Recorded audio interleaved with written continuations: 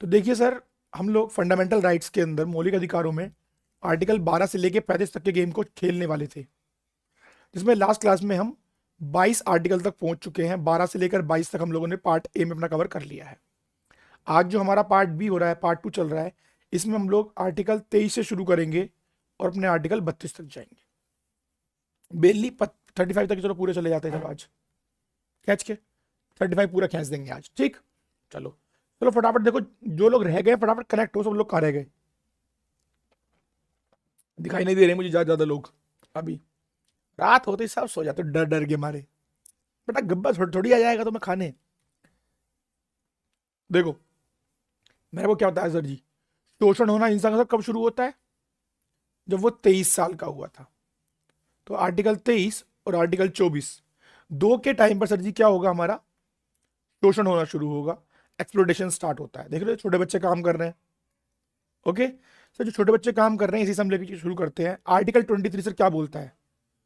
अनुच्छेद 23 सर क्या बोल रहा है आपके लिए? अनुच्छेद 23 कह रहा है कि ह्यूमन ट्रैफिकिंग सर भेजना, किसी इंसान को कहीं उठाकर सर भेज देना बेफिजूल में, मतलब बेसिकली आप उठा के यहां से ले गए। कबूतरबाजी जिसे कहा जाता है, अगर आप न्यूज़ सुनेंगे कबूतरबाजी का केस, तो ये कबूतरबाजी क्या होता है? किसी इंसान को फॉल्सली तरीके से कहीं लेके जाना, ये भी प्रकार की मानव तस्करी है। जैसे सर रोहिंग्या लोग अगर फॉल्सली इंडिया के अंदर एंटर करते हैं, है ना, या फिर यहां से सर जी इंडिया से कुछ लोगों को गलत तरीके से सर जी कहाँ ले जाता है यूएई ले जाया जाता है। ये क्या है? एक प्रकार से सर ये क्या है? चलिए, तो सर देखो, जिन लोगों को एक्सप्लोइट करके बाहर ले जाया जाता है, ये भी एक प्रकार का क्या है? ह्यूमन ट्रैफिकिंग होती है, अवैध तरीके से लोगों को ले जाना। ये भी सर एक इसी का ही पार्ट आउट होता है। या फिर सर किसी को जबरन काम करवाना। मान लीजिए हमारे यहाँ पर एक ईशा नाम की पर्सन है, उसको हमने अपने यहाँ पर जॉब पर रखा, और जॉब पे हमने उनको रखा, और ये 24 आवर्स हमारे यहीं पर रहती हैं, पर हमको कोई मनी नहीं दे रहे हैं। जो लोग इंडिया से गलत तरीके से पैसे, मतलब चीटिंग करके चले जाते हैं विदेशों में, आप लोगों ने देखा होगा अभी कुछ मूवी भी आई थी इस चीज़ को लेकर के, कि गलत तरीके से आप लोग आधे कच्चे कच्चे समथिंग करके मूवी भी थी इनको लेकर के, कि आप चले जाते हो कहाँ? कनाडा में जॉब करने, पर वीज़ा, आपने जॉब वीज़ा नहीं लिया, आप टूरिस्ट टूरिस्ट वीज़ा पे चले गए। और वहां पर सर क्या होता है? फिर आपको वो लोग एक्सप्लॉइट करते हैं। उनको पता है कि आप कंप्लेंट तो कर ही नहीं सकते कि मैं यहाँ पे, मैं तो नॉर्मल नॉर्मल रहने आया था, तो जॉब कैसे कर रहे थे आप फ्री? हम्म। ओके, तो सर किसी पर्सन को बेगारी करवाना, मेन वर्ड है सर बेगार, किसी को सर बेगारी करवाना, या बेफिजूल में किसी पर्सन के साथ डिस्क्रिमिनेशन करना, इस प्रकार का धर्म, मूल वंश की जाति के नाम पर आप सर सर्विसेज के अंदर भेदभाव उनके साथ नहीं कर सकते।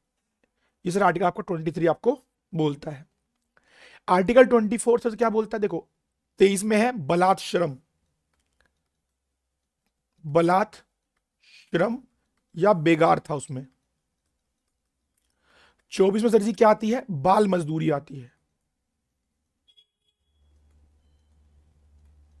24 में सर जी क्या आएगा? सर जी बाल मजदूरी आ जाएगी।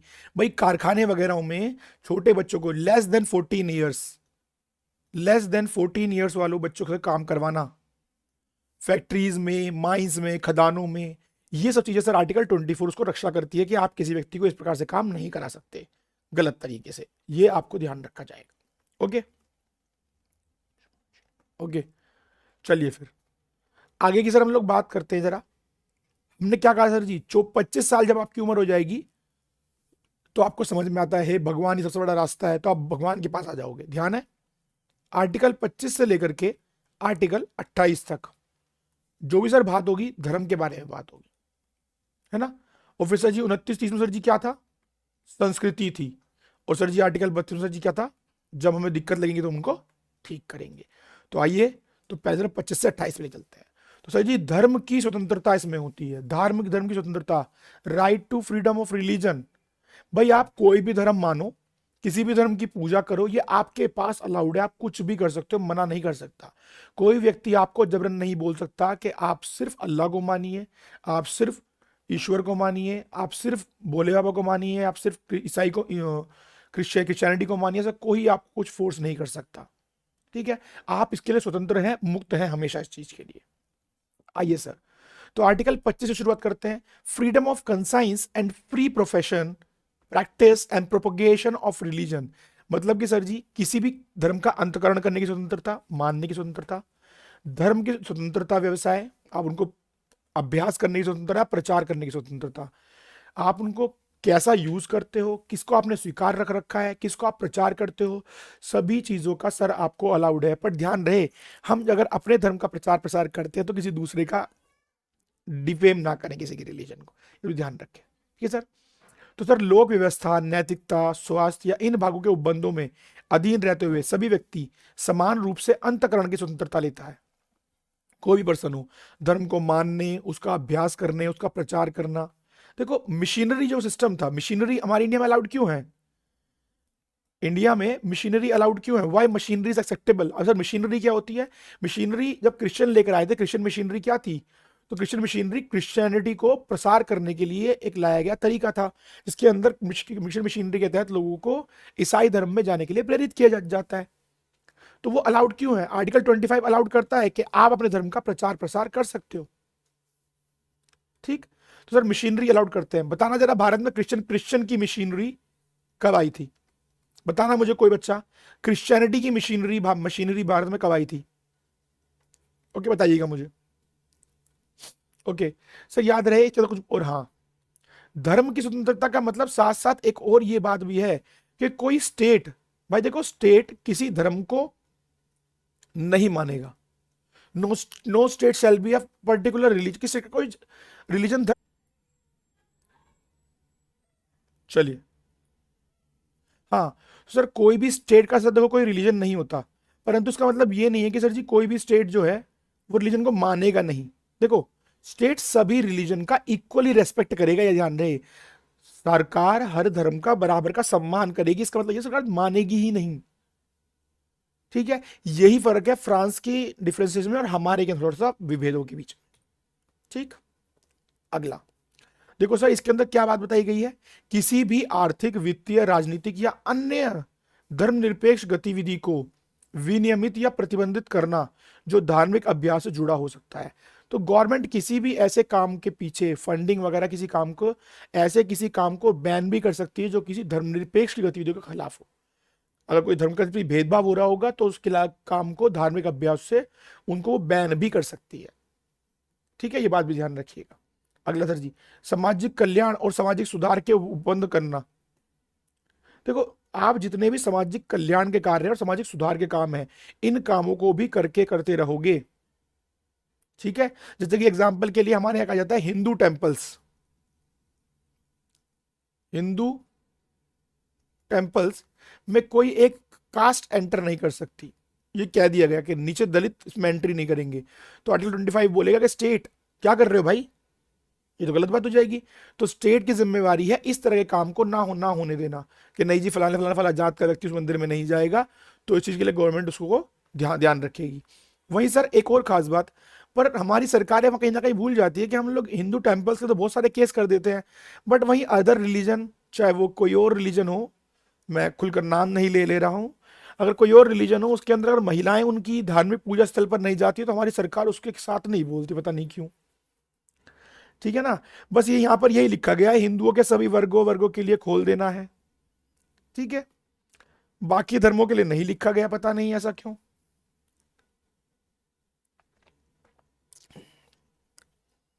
बहुत बढ़िया भाई, बहुत बढ़िया ईशा, शानदार। आप हमारे बेटा प्रीवियस बैच के बच्चे हो, इन लोगों को बहुत अच्छे से ध्यान है। नाइस। 1813 में भारत में क्रिश्चियन मिशनरी आई थी और ये 1857 की क्रांति का बहुत बड़ा झगड़े का कारण भी था कहीं ना कहीं। बहुत ही शानदार, नाइस ईशा, आज आपने दिल लूट लिया बेटा, शाबाश। आपने चीजें याद कर रखी हैं, बहुत अच्छा लगा मुझे सुनकर के, गुड।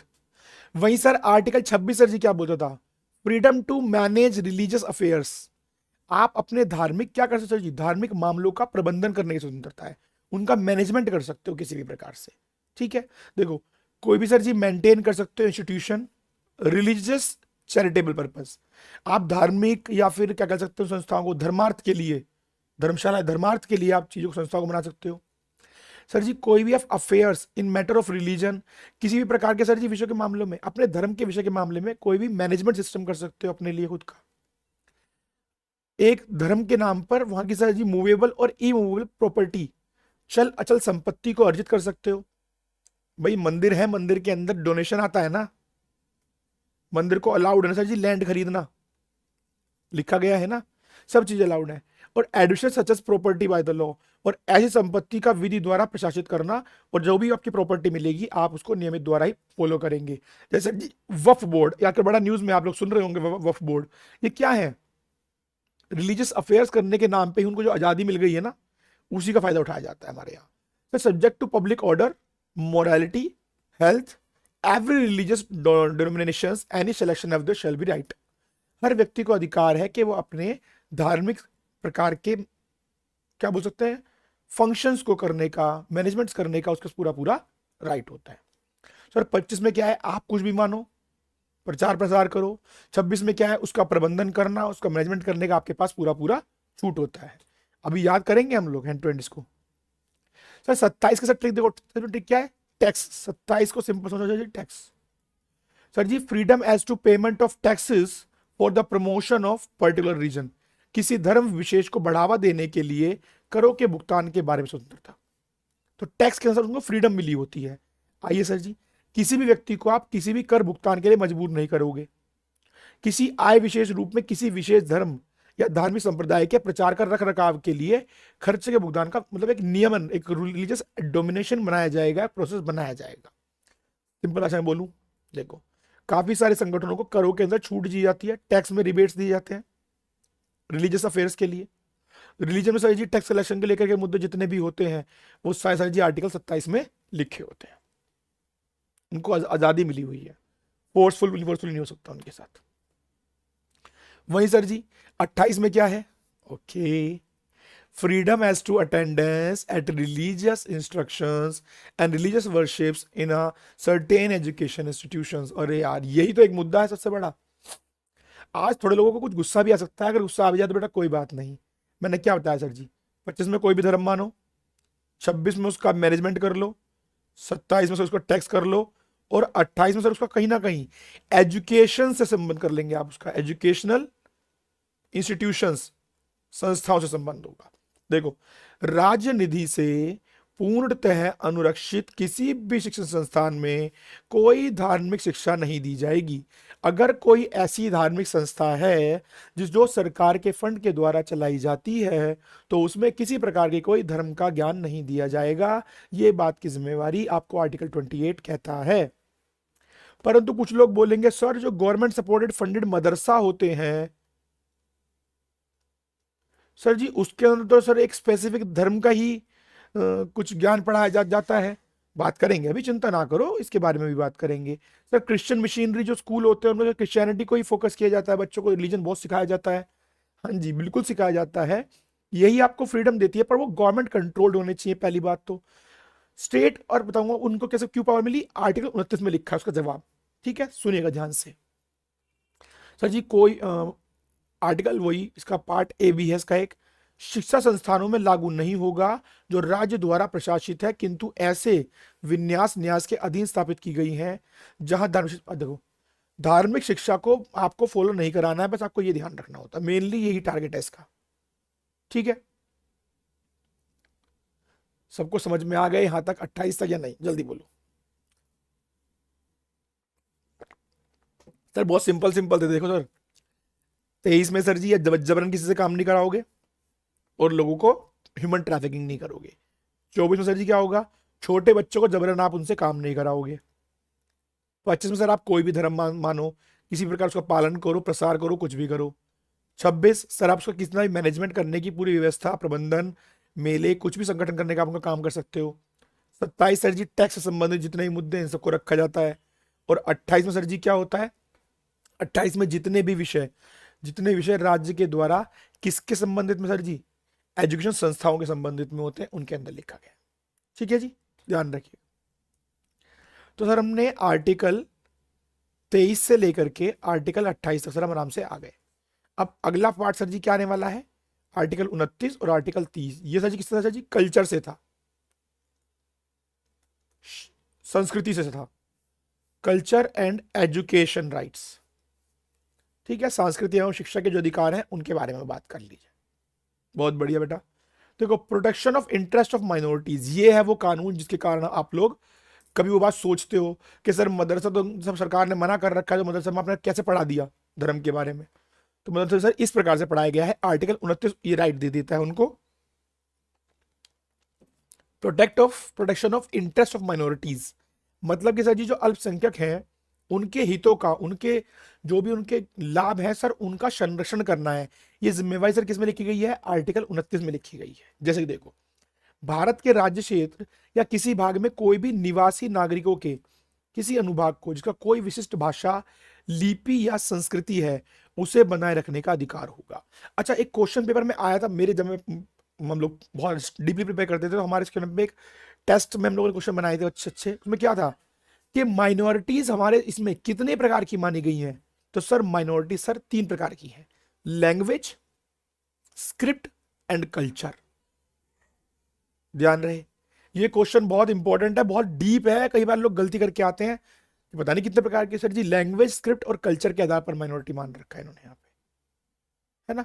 चलिए, वहीं sir ji no citizen shall be denied admission into educational institution state और receiving aid out of state fund on ground any only on religion, race, caste, language any of other.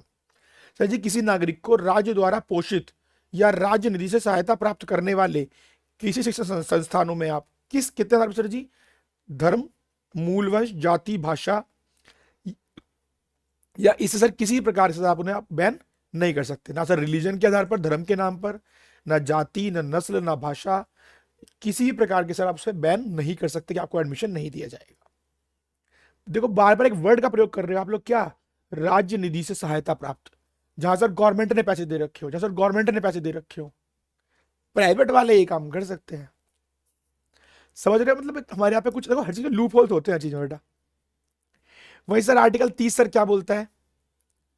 Rights of minorities to establish and administer educational institution. आ गया सवाल जवाब कि जितने भी सभी अल्पसंख्यक, चाहे वे धर्म या भाषा पर आधारित हों, वे किसी अपनी रुचि के आधार पर शिक्षण संस्थानों की स्थापना या सर उनका प्रशासन कर सकते हैं। इसी के कारण सर जी मदरसा या सर मिशनरीज इंडिया में अभी भी अलाउड होती है। क्या सबको सर यहां तक की बात समझ में आ गई या नहीं आई? जल्दी बता दो मुझे। हमने सर जी क्या क्या समझा? आर्टिकल 23 सर हमने समझ लिया, 24 समझ लिया, 25, 26, 27, 28 चारों धर्म वाले समझ लिए, 29 और 30 माइनॉरिटी वाली बात समझ ली। 29 में सर जी क्या था? प्रोटेक्शन करोगे उनके, किसी भी प्रकार से आप उन्हें भेदभाव नहीं कर सकते, आप उनके साथ अल्पसंख्यकों के हितों के साथ, ठीक है, और उन्हें अपनी चीजों को पावर बनाए रखने का भी अधिकार है, ठीक है। तो कहीं ना कहीं सर जी 29 में लिखा गया है कि आप धर्म जाति के आधार पर उन्होंने एंट्री करने से मना नहीं करोगे, और 30 में कहा गया है कि वो अपने पर्टिकुलर अपने प्रचार प्रसार के लिए अपने लिए क्या कर सकते हैं सर? एक संगठन का निर्माण कर सकते हैं। कौन सर? माइनॉरिटीज, चाहे वो भाषा के आधार पर हो, चाहे वह धर्म के आधार पर। समझ में आ गया सभी लोगों को यहां तक या नहीं? जल्दी बताइएगा फटाफट से। कई बार जब लोग सवाल करते हैं ना, यूसीसी आ जाएगा तो क्या होगा, भाई देखो यूसीसी आएगा तो ये है सब बातें हैं जो आपको दिक्कत देती हैं। बहुत सारे नियम है जो यूसीसी के अंदर लाते समय कितनी सारी परेशानियां पैदा होंगी हम लोगों के सामने, है ना। यूसीसी को छेड़ना इतना इजी टास्क नहीं है किसी भी गवर्नमेंट के लिए। मैं अगेंस्ट नहीं हूं किसी चीज के, आई सपोर्टेड यूसीसी, मैं यूसीसी के सबसे ज्यादा फेवर में हूं, यूसीसी आना ही चाहिए। बट इसके बीच में ये इतनी सारी कॉम्प्लिकेशन राइट्स है ना, फंडामेंटल राइट्स, जिसमें बार बार अड़ंगी अड़ा देते हैं बार बार। जब भी आप यूसीसी लाओगे, बोलोगे भैया आपको स्टेट से फंड नहीं मिलना चाहिए, मान लीजिए मदरसा में, तो वो बोलेंगे नहीं नहीं यूसीसी मना करता सबको बराबर करो। वो कहेंगे नहीं सर आर्टिकल 30 में राइट मिला हुआ है हमको, हम कराएंगे अपने अकॉर्डिंग जैसा कराएंगे। ये इस प्रकार की समस्या है यूसीसी। कोई बच्चा बच्चा समझता है मेरे क्लास बच्चे यूसीसी क्या होता है? यूनिफॉर्म सिविल कोड समझते हैं ना हमारे बच्चे? व्हाट इज यूसीसी बता दीजिएगा। तो किसी को पढ़ना हो तो यहाँ पे पढ़ सकते हैं, मैंने मेंशन कर रखा है, if you want you can read, कोई ज्यादा रिस्क वाली बात है नहीं वहां। अच्छा देखो सर आर्टिकल 31, देखो आपको बता दो बेटा, आर्टिकल 31 का पार्ट ए से लेके डी तक भी होता है, पर जब हम लोग यूपीएससी के लिए पढ़ते हैं ना, तब हम लोग इनको पढ़ते हैं। अभी आप लोगों के लिए सिर्फ आर्टिकल 31 ही आप लोगों के लिए इंपॉर्टेंट है, क्योंकि वही हटा दिया गया था। चलो sir article 31 compulsory acquisition of property.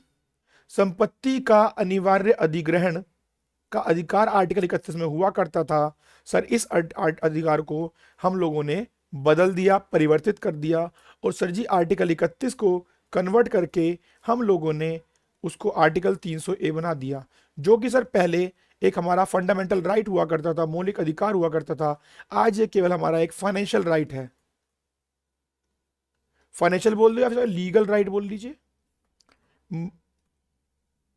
कानूनी अधिकार हो गया है सिर्फ हमारे पास।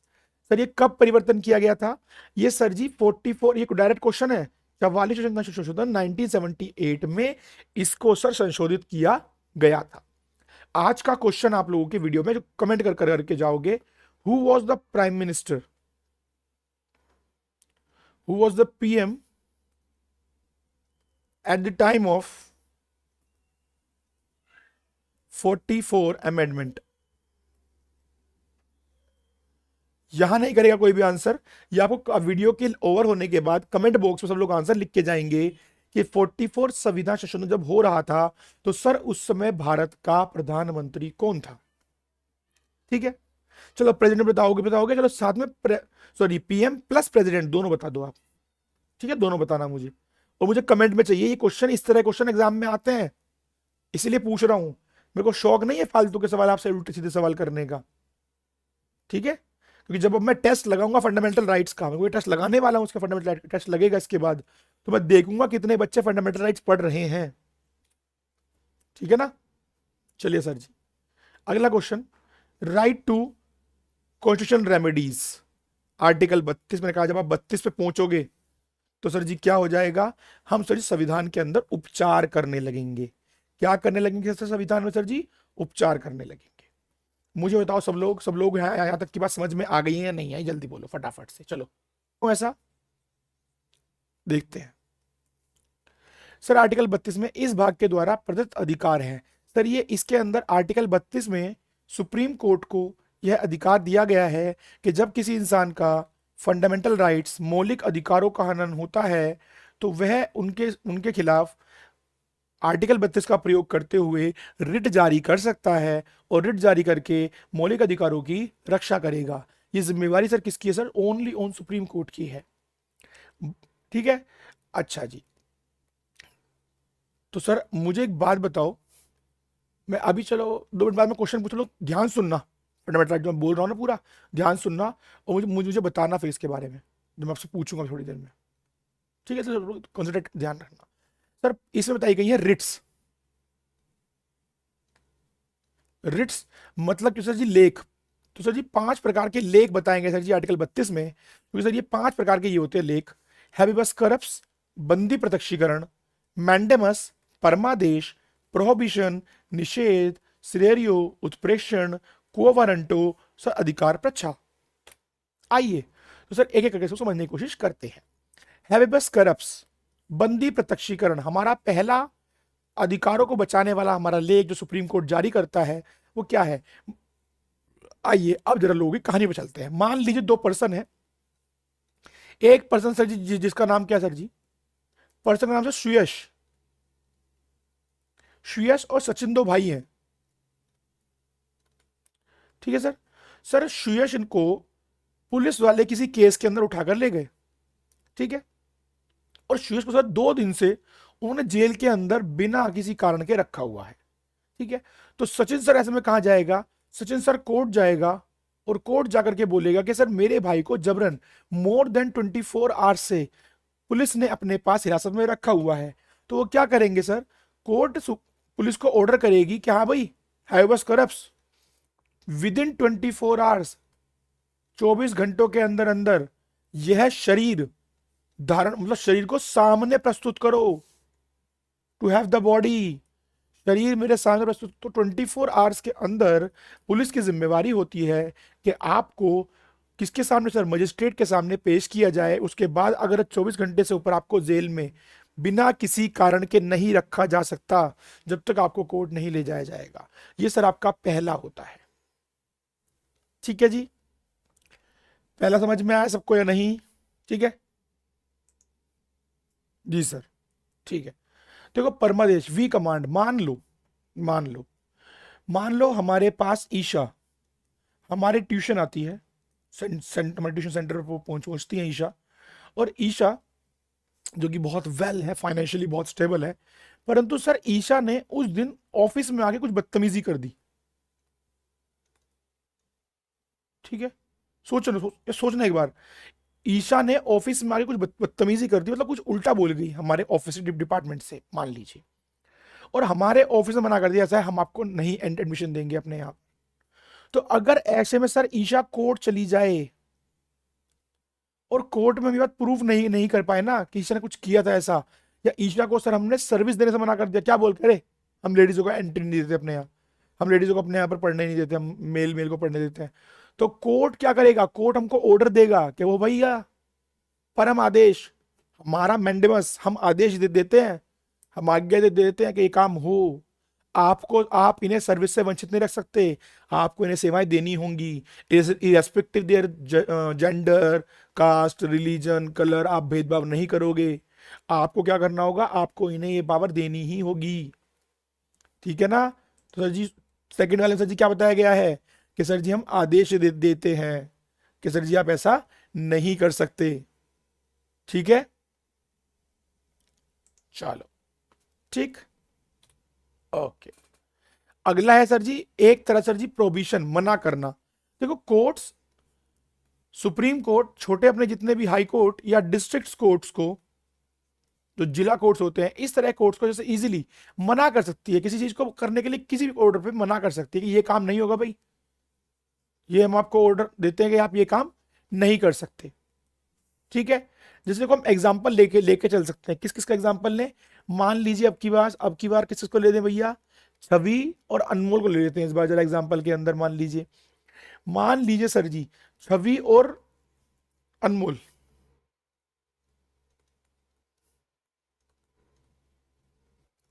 छवि एंड अनमोल दो बहुत अच्छे अच्छे खास दोस्त थे बेटा, बहुत ही जानदार दोस्त थे। क्या कह रहे हो,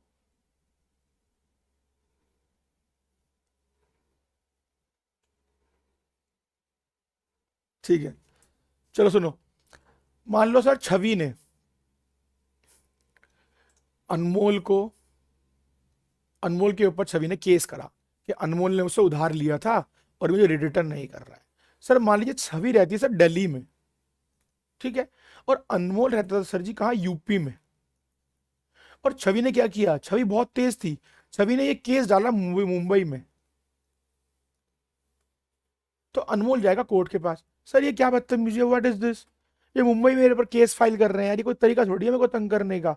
तो ऐसे में सर सुप्रीम कोर्ट बीच में आकर ये बोल सकता है हाई कोर्ट को, हाँ भाई यू कांट, या तो यहाँ केस डालिए या यहाँ फिर यहाँ केस डालिए, ये क्या बदतमीजी हो रही है। वो इस तरह सर केस को खारिज, बैन कर सकता है किसी भी चीज को। इस तरह सर जी निषेधता भी की जाती है। ठीक है,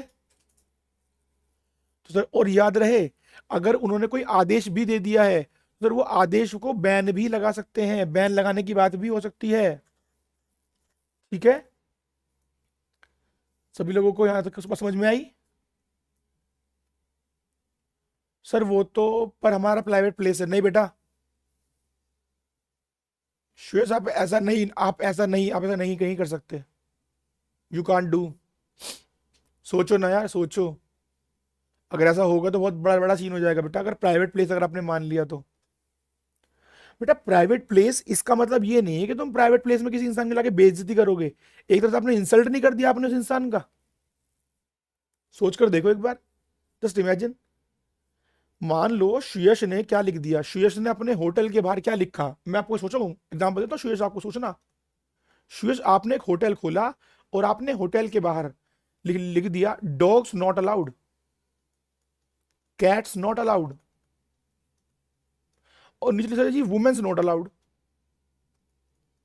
भाई क्या है ये, व्हाट इज दिस, मतलब आप वुमेन्स को अलाउड नहीं कर रहे हो, ये एक इंसान का मौलिक अधिकार है भैया। आपने वुमेन की इज्जत कहां डॉग और कैट्स के बराबर करने की कोशिश कर ली सर आपने, तो ये बहुत गलत हो जाएगा ना।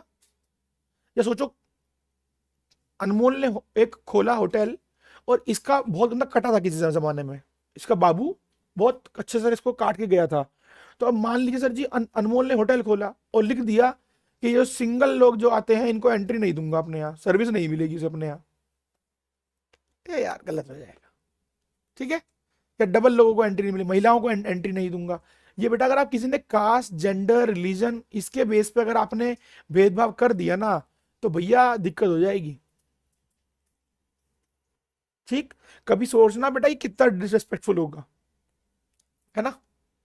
अच्छा, समझ में आया, बता देना मुझे। अगले सर जी श्रेणियों, उत्प्रेक्षण, ये सर जी प्रमाणित होना या सूचित होना। अब कभी कभी इनके डायरेक्टली वर्ड मिलाने के लिए भी आते हैं, ध्यान रखना कि 4 रिट लिख के दे देगा और दोनों के नामों को उल्टा सीधा कर देगा, इसलिए आपको इनके नामों का मतलब पता होना चाहिए।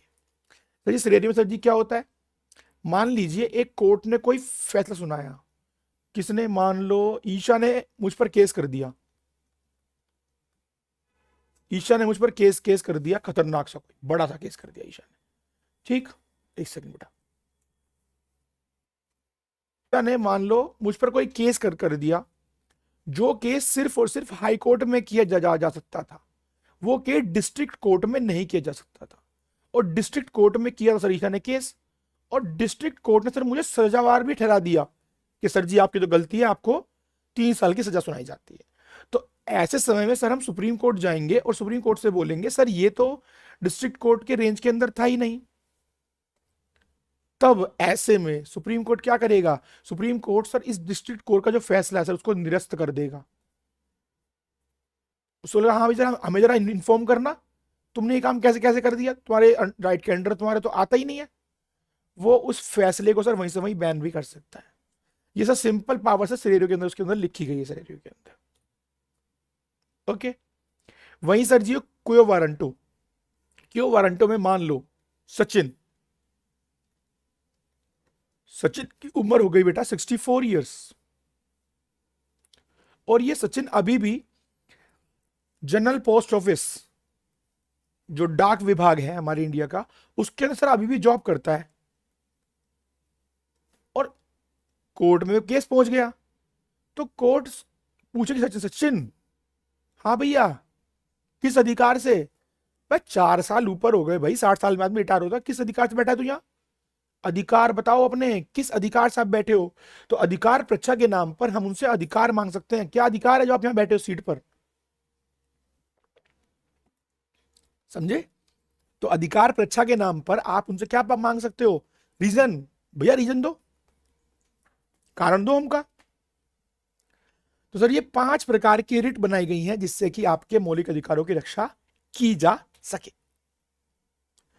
तो सर हमने कौन कौन से रिट समझ लिए, 5।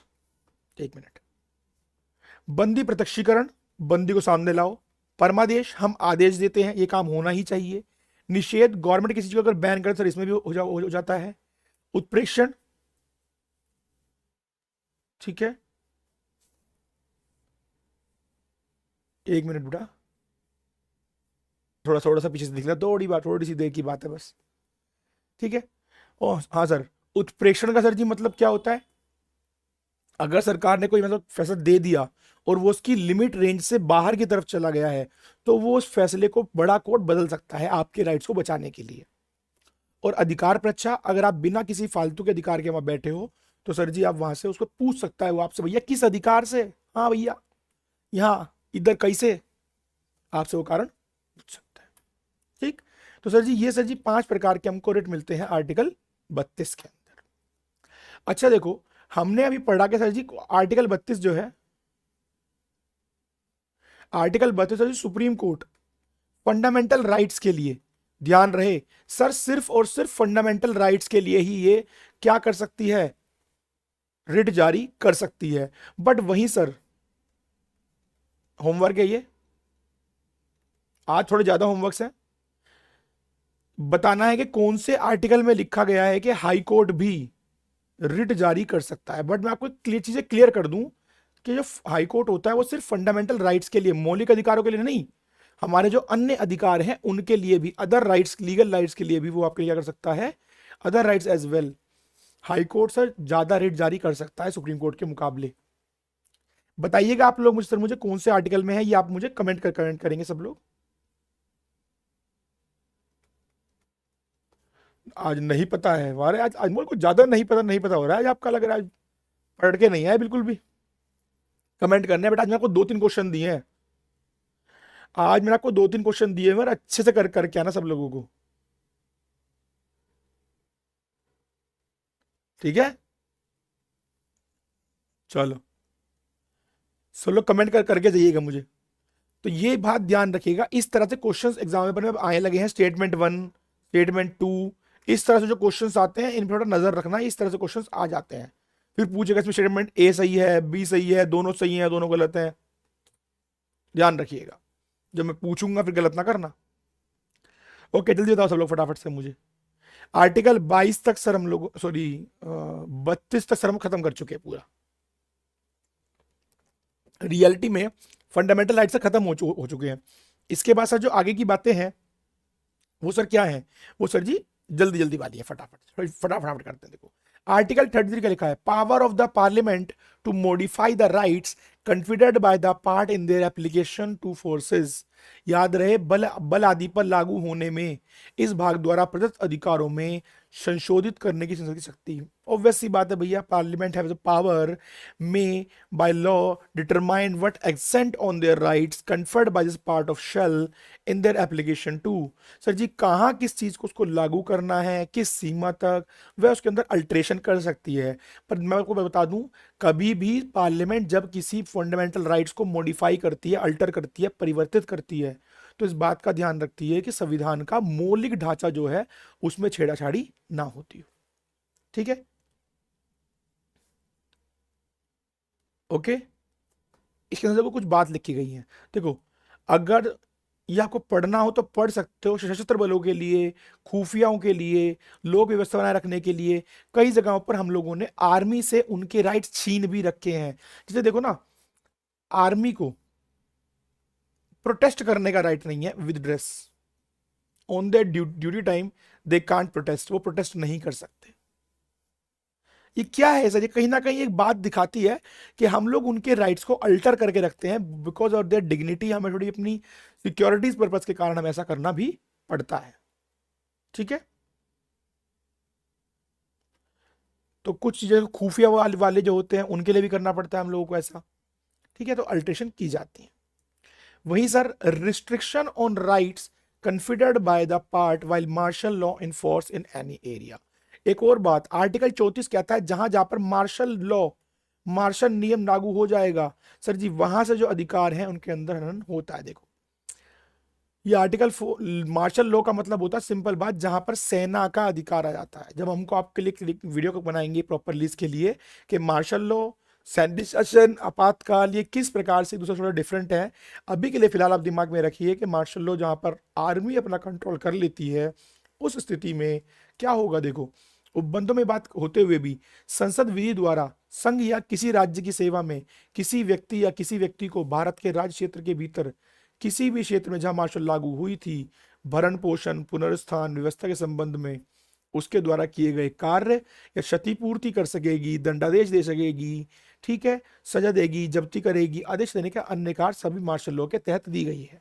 मार्शल लॉ में देखो कहीं ना कहीं ये अपवाद है, ये एक प्रकार के फंडामेंटल राइट्स के, सेना के हाथ में पावर चली जाती है। सोचो जम्मू में लोग बाहर नहीं निकल रहे, मार्शल लॉ लग गया, वो क्या है मान लो जम्मू के अंदर क्यों लग, क्या था वो, अगर सेना कंट्रोल करती, सेना आपको बाहर निकल कि आपका तो अधिकार है, आप घूम सकते हो, परंतु मार्शल लॉ उसको राइट देता है कि वो अल्टरेशन भी हो सकती है, वहां पर परिवर्तन भी हो सकता है। Okay sir, article 35 last article, legislation मतलब विधानमंडल जो भी हमारे होते हैं, give effect to the provision of this part, कुछ विशेष बारों में बात कर ली जाए। किसी बात के संसद को या किसी राज्य के विधानमंडल को विधि बनाने की शक्ति नहीं होगी। बता दूं कि संविधान को यह बात ध्यान रहे कि राज्य के, संविधान को तो पावर है परंतु राज्य के शेल है। हमारे संविधान में परिवर्तन केवल संसद कर सकती है मौलिक अधिकारों में, कोई राज्य आपके मौलिक अधिकारों में हनन नहीं कर सकता। तो कौन करेगी मेरे भाई, सिर्फ और सिर्फ संसद। अगर कभी राज्य के विधानमंडल लिखा जाए, समझ जाना सर जी यार गलत बोल रहे हैं। अच्छा आप लोगों को लग रहा होगा सर आप लोग भी, आप भी औरों की तरह वो क्यों नहीं कर रहे, आर्टिकल 35 में ये है, 34 में ये है, 33 में ये, खत्म कर दो लिख लिख के। बेटा मुझे लगता है कि फिर वही ना कि आप लोग समझ तो पाओगे नहीं, कोई 4 आर्टिकल लिख के मैं चला जाऊंगा, बड़ा मजा नहीं आएगा। ये बात ध्यान रखना, जब भी कभी ऑप्शन में ये आए तो हमेशा क्लिक मना करना कि नहीं है। जितने बच्चे पीसीएस के लिए भी देख रहे होंगे ना इसको, उन्हें भी टेंशन नहीं होनी चाहिए। 80 to 90% कोर्स आपका यहीं जहाँ तक हम वहाँ पर पीसीएस का भी कवर है आराम से आप लोगों के लिए। ये लक्ष्मीकांत के डीप कंटेंट है सारे भाई, इसमें खत्म कर रखे हैं हमने, ठीक है सर। इसके अलावा अनुच्छेद 16A के पार्ट 3 आर्टिकल 32, 33, 34 के पार्ट 3 के अंदर संसद द्वारा बनाई गई विधि द्वारा उपबंधित, मतलब संसद के द्वारा उसके अंदर छेड़खानी करी जा सकती है। कैन बी अल्टर्ड बेसिकली, मैं समझ लो सिंपल मेरी भाषा में। ज़्यादा किसी को पढ़ना हो, मन कर रहा हो भाई पढ़ लेना, मैंने आपके लिए पूरा प्रॉपर बना के डाल रखा है, पूरी पीडीएफ आप लोगों को मिल जाएगी, ठीक है। ज़्यादा आपको इतना भी डीप नहीं करना कि पता लगा तुम ऐसा, मैं तुम्हें सीधा क्वेश्चन लगाऊंगा इसके बाद अगली वीडियो पर, ठीक है। हम सीधा सीधा देखेंगे आप लोगों को क्वेश्चन आते हैं मेरी वीडियो सुनने के बाद या नहीं, बात खत्म। आपको राइट्स का मेन ऑब्जेक्टिव पता होना चाहिए, सिर्फ बाकी चीजें अगर आप सुन भी ले तो वो आपको अगर समझ में आ जाए सुनने भर से तो बहुत है, सक्षम है आपके लिए। और हम लोग आपके लिए एसएससी से जितने भी पीवाईक्यू में क्वेश्चन आए ना अभी तक, मैं सारे सारे लेके आऊंगा फंडामेंटल राइट्स के, ठीक है। और फिर हम लोग देखते हैं कि आप लोगों को कितना समझ में आता है कितना नहीं आता, ठीक। अब बस लास्ट का टॉपिक है आज का हमारा, लास्ट 5 मिनट की हमारी वीडियो रहती है, फिर हम खत्म करते हैं। देखो सर जी, भारत संविधान के कुछ फीचर बता दो, हमारे मौलिक अधिकारों के फीचर क्या है, विशेषताएं क्या है। तो देखो एक बात, सिंपल सी बात ध्यान सुनना, मौलिक अधिकार पूर्ण नहीं होते। जब भी कभी क्वेश्चन आए तो याद रखना, fundamental rights are not absolute, यह पूर्ण नहीं होते हैं। दूसरी बात, क्योंकि इन पर reasonable restriction can be imposed, उन पर उचित प्रतिबंध लगाए जा सकते हैं, जो कि सुप्रीम कोर्ट ही बताएगा कि वो सही है भी या नहीं है। दूसरी बात आपको मैं पहले बता चुका हूं, आर्टिकल 15, 16, 19, 29 और 30 ये अधिकार केवल किन और किन को मिले थे, सिर्फ और सिर्फ only for Indian citizen, Bharat के नागरिकों को ही ये अधिकार मिलते हैं। आर्टिकल 15, 16, 29, 19, 29 और 30, ठीक, ध्यान रखिएगा। इसके अलावा सर जी कुछ मौलिक अधिकार, अरे हाँ ये क्वेश्चन आता है, हमारे क्या सभी फंडामेंटल राइट्स पॉजिटिव है? नहीं भैया, कुछ नेचर वाइज नेगेटिव भी हैं, rights is negative such only some थोड़ कुछ, and while other are positive, कुछ सकारात्मक भी हैं। सर ये वर्ड क्या होता है सकारात्मक और नकारात्मक? देखो कुछ चीजें आप ये नहीं करोगे, नकारात्मक मौलिक अधिकार सरकार पर सीमाएं लगाते हैं, गवर्नमेंट आपके काम ये नहीं कर सकती, गवर्नमेंट आपको 24 घंटे जेल में नहीं डाल सकती फालतू में, ये क्या है, उन पर बैन लगाया जा रहा है, ये नेगेटिव है। वो आपका कल्याण का काम करेगी, ये क्या है, ये पॉजिटिविटी है, ये सकारात्मकता है, ठीक है ओके।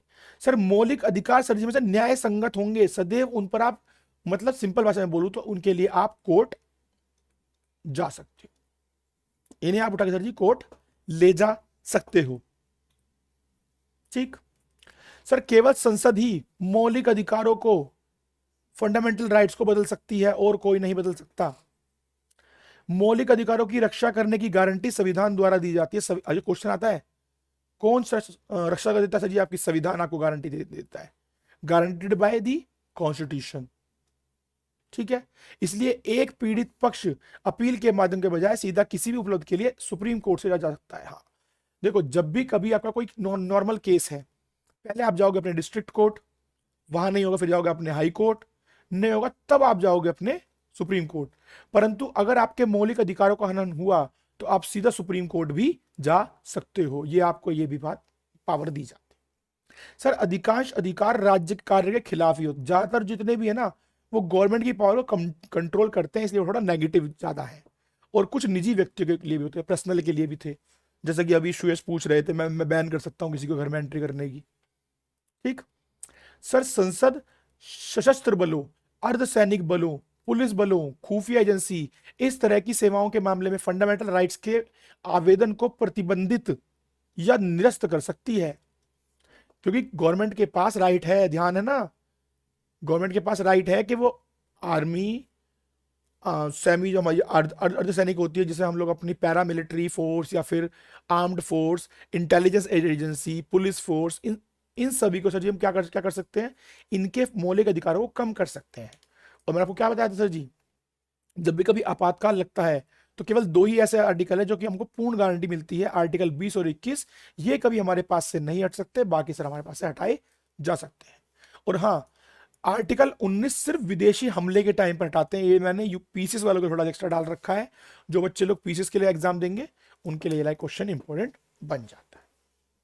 सर मुझे नहीं लगता इसके बाद आप लोगों को मौलिक अधिकार की कोई और वीडियोस देखने की जरूरत पड़ेगी।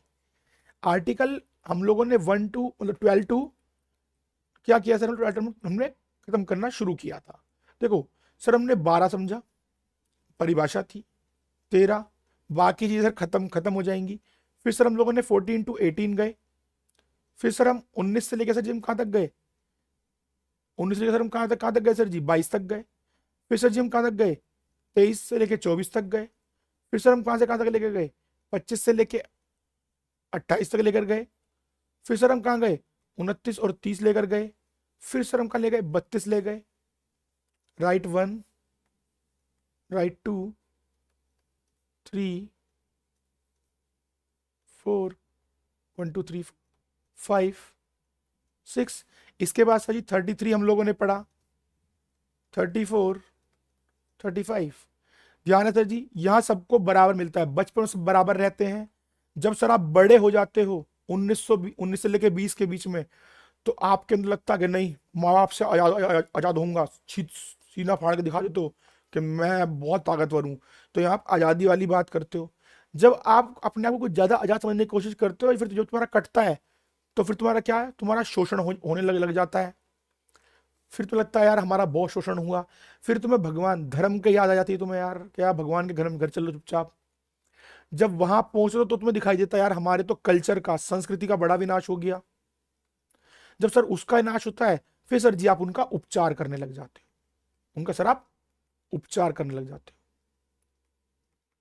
ये सर जी फंडामेंटल राइट्स के बारे में पार्ट थी। ये सर पावर, कोई भी कानून अगर फंडामेंटल राइट के खिलाफ है सर जी उसको हटाओगे। यहाँ सर आप स्टेट की परिभाषा के बारे में लिखोगे।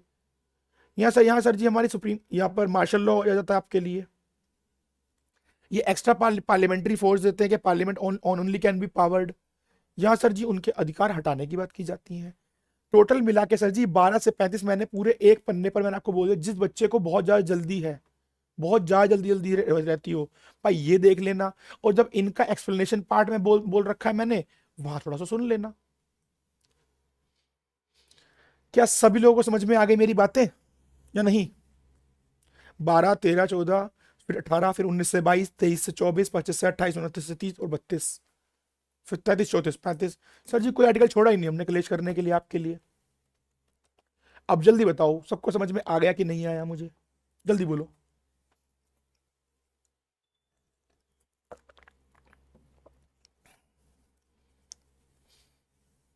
अगर सभी लोगों को समझ में आया हो और सभी को अच्छा लगा हो तो प्लीज वीडियो को लाइक करना, दोस्तों थोड़ा बहुत शेयर वेयर भी कर दिया करो, थोड़ा बहुत कहीं अपनी ग्रुप्स वगैरह में शेयर कर लिया करो, है ना। ट्रिक्स वगैरह अगर अच्छी लगती हैं तो भैया उनको भी लिख लिया करो कहीं साइड में, अगर याद हो जाती है तुम्हें इस तरह से, है ना। ओके। और अगर बाकी अगर आप सब लोगों को अच्छा लगा हो तो भैया इसी गुड नोट पर, एक अच्छे नोट पर आके हम अपने आज लाइव सेशन को यहाँ पर एंड कर देते हैं। अगला जो भी लाइव सेशन आएगा आपके पॉलिटी का, उसमें फंडामेंटल राइट्स का टेस्ट होगा। ठीक है जी, एमसीक्यू आने वाले हैं। जिन बच्चों ने अभी तक भी फंडामेंटल राइट्स का पार्ट 1 और पार्ट 2 नहीं देखा है, पार्ट 2 तो अभी चल रहा है हमारा, फंडामेंटल राइट और पार्ट 2 दोनों देख लीजिए। और सब लोग प्लीज एमसीक्यू के लिए रेडी हो जाइए अगली क्लास में। ठीक, थोड़े ज्यादा क्वेश्चंस लाए जाएंगे। और जो मैंने आज होमवर्क दिए हैं वो सारे के सारे क्वेश्चन मुझे कमेंट के अंदर मिल जाने चाहिए। ठीक है जी, मैं सब लोगों के नाम देख चुका हूं, जो लोग लाइव सेशन में अभी हैं, आप सभी के तो मुझे आंसर मुझे चाहिए ही चाहिए। ठीक है ना, आप लोग सर्च कीजिए, याद कीजिए और उन्हें लिख कर जाइए। ठीक है, ज्यादा कोई डिफिकल्ट टास्क नहीं दिया, बहुत बेसिक बेसिक क्वेश्चन दिया, आराम से मिल जाएंगे आप लोगों को। ठीक है जी, तो आज के लिए इतना काफी, मिलते हैं अगली क्लास में। हम भी थोड़ा जरा जाके कुछ खाना वाना खा लें,